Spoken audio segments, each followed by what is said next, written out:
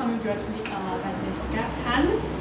ლიკა საზოგადოებამ გაიცნო, როგორც საზოგადოებრივი მაუწყებლის დილის გადაცემის წამყვანი.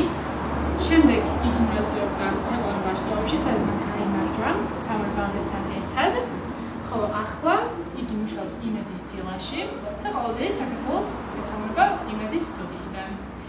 დღეს ჩვენ მას დავუყევთ მთელი დღე და გავიგებთ თუ როგორი არის ერთი ჩვეულებრივი დღე ლიკა ლაბაძესთან ერთად.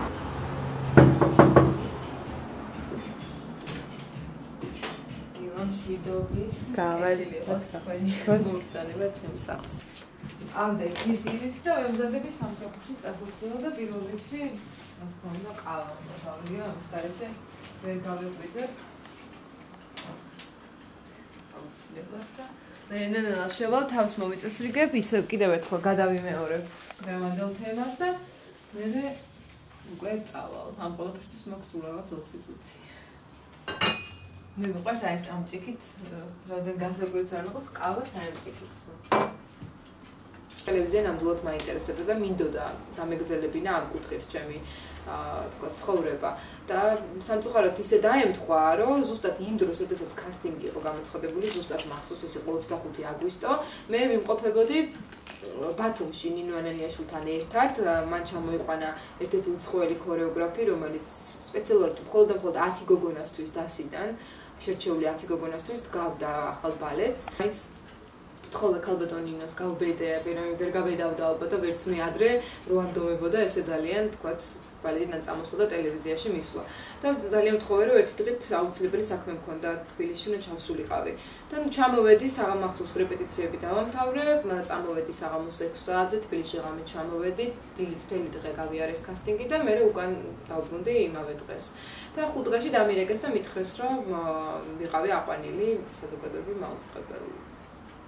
მაუწყებლის დილის გადაცემაში.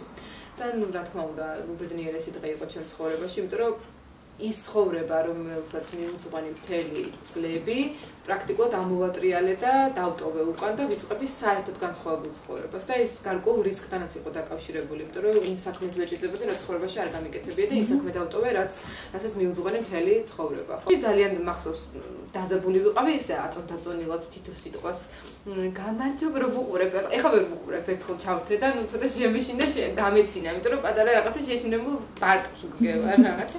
გამარჯობა დილამშვიდობის რაღაცა ესე ვიყავ. ხო, ესეც მეორე რისკი იყო, თქვათ, ჩემს ცხოვრებაში, იმიტომ რომ იმედის ხელმძღვანელობა შეიცვალა, ისევ დაუბრუნდა ყოფილ მფლობელებს და პრაქტიკულად ბევრი ამბობდა, რომ კითხვის ნიშნის ქვეშ იყო ამ ტელევიზიის არსებობა დაყენებული. იმიტომ რომ არ იცოდნენ, როდის გავიდოდა ეთერში გადაცემები, საერთოდ გავიდოდა თუ არა. იქაც გამოცხადა კასტინგი და მივედი, ვცადე იქაც ჩემი ბედი, მით უმეტეს მთელი თბილისი იყო მე მგონი შეკერებული, ვისაც კი ოდესმე ნდომებია და ყოფილა ოდესმე წამყვანი. და მეორე დღესვე დამირეკეს და მითხრეს, რომ აყვანილი ვარ, უბრალოდ მე საათი რო არსებობდეს რამე შულება არ ვიცი, იმიტომ რომ ეთერში ყოველ წუთს მომახვამე რამდენი დაგვჭა, რამდენი გვაქვს სტუმრისთვის, რამდენი და ასე შემდეგ. ჩანთა ავიღე, ფეხსაცმელები ავიღე, იქ უნდა გამოვიცვალო, იმიტომ რომ ამით ვერ წავალ. ძალიან მოხდება ახლა რაც მოწვიმაც და წავედით.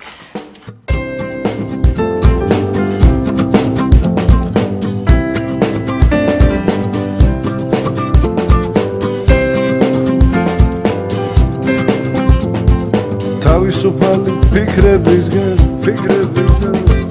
თავისუფალი თვირთებისგან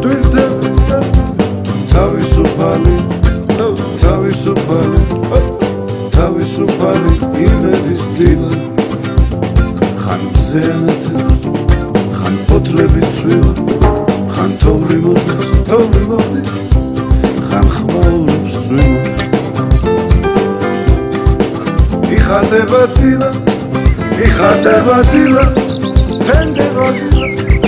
ადეგი რუგძინა აიტომზე თავისუფალი იმედის დილა იხატება დილა სიყვარულის დილა სიყვარულით სავსე დილა ფოთლები ცვივა თოვლი მოდის ხმაურობს წვიმა თენდება იმედის დილა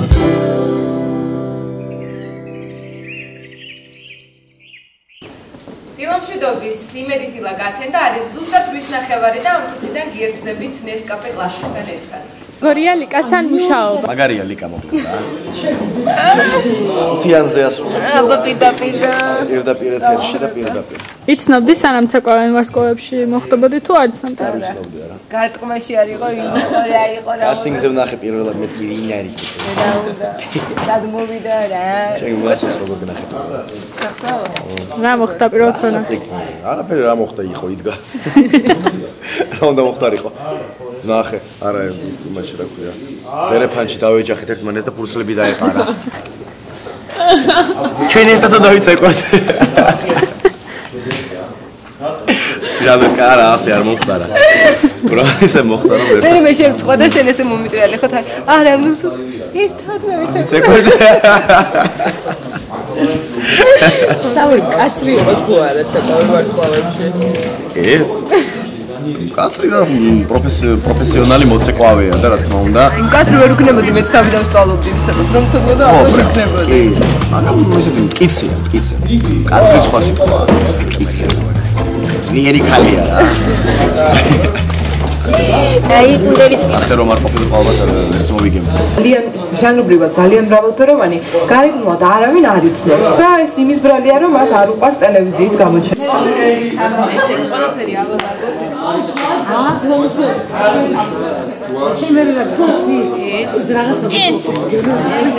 ეს ეთერის შემდეგ ხანდახან საჩუქრები ვიდეო წიგნი ჟურნალი მოსახლეები რა. მაგრამ შენ დაკურებული ყველაფერი ავიღოთ. დავიხსენი და ყველაფერი. ეხა ჯამის ჩვენ. ევარ ისეული რეკვიზიტი.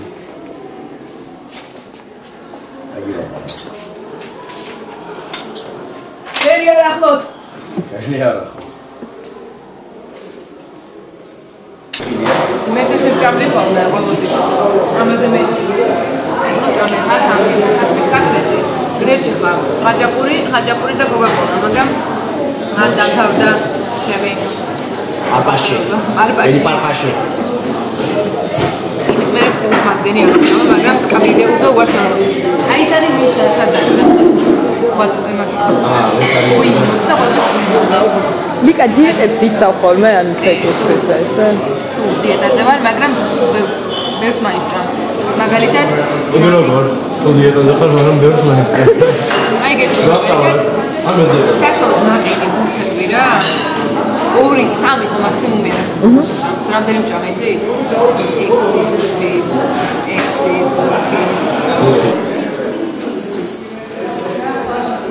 6 ესე დასრულდა ჩემი დღევანდელი დღე იმედში წავედი ხვალ დილის 6 საათზე აქ. კარგად.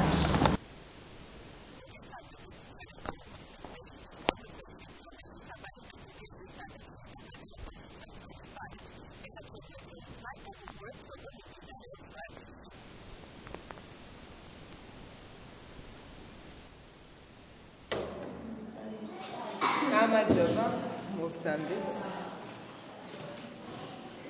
ესე იგი, გვახსოვს რამე ბავშვებო რაც ვისწავლე? თავიდან გამიგავარ წინადე. ყველაფერი ხო? სულ თავიდან. აი აქედან. და მე ახალი და მე კიდე ახალი. ხო? შენ რასაც შეძლებ სტილი მაინც დაიჭირე და მე თავიდან გამომუშავე ყველა მოძრაობებს მე ვიას ვიზავთ. ბავშვობიდან ვცეკვავ მუსიკალურ ოჯახში დავიბადე და შესაბამისად ანუ ბალეტი ჩემი ცხოვრების განუყოფელი ნაწილი იყო ყოველთვის და დაბადებიდან ვიცოდი რომ უნდა ჩამებარებინა ქორეოგრაფიულ სასწავლებლოში 10 წლის ასაკში და შესაბამისად შემდეგ გამხდარიყავი ბალერინა. ნუ 18 წლის ასაკში ვიყავი ისე დაემთხვა რომ ნინო ანანიაშვილი დასის ხელმძღვანელად ჩამოვიდა ზუსტად იმ წელს როდესაც ჩვენ დავამთავრეთ ქორეოგრაფიულ სასწავლებელი ჩემმა კლასმა და პირდაპირ ანუ ესეთი 5 გამორჩეული გოგონა ჩარიცხა ყოველგვარი შიდა კონკურსის გარეშე, იმიტომ რომ ემდებოდა და იცოდა რომ კარგი თაობა მოდიოდა. 2 წი, დაწეკი, 2 წი, დაწეკი, 1 ცოდვილობთ.